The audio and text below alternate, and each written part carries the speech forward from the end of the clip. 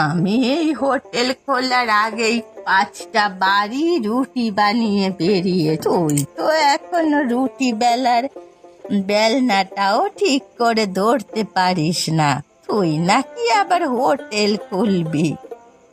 ঠিক ধরতে পারি না, তবু খাবারটা এমন বানাবো যে তুমি খেয়ে বলবে মিলির রুটি খেলে বুড়ো বয়সেও নাচতে ইচ্ছে জাগে। হুম, আমার নাচার ইচ্ছে জাগে না শুধু, ফুলকো রুটি আর লাল লঙ্কার ভর্তা।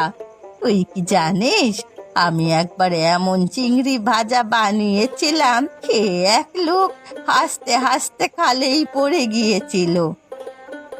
হয়তো বেশি ঝাল পড়ে গেছিল, না হলে কে আর হেসে খেলে খালে ঝাঁপ দেবে বলো? আমি অনেক ভেবে চিন্তে একটা সিদ্ধান্ত নিয়েছি, তাই তোমাদের সকলকে আমার হোটেলে আজকেই থাক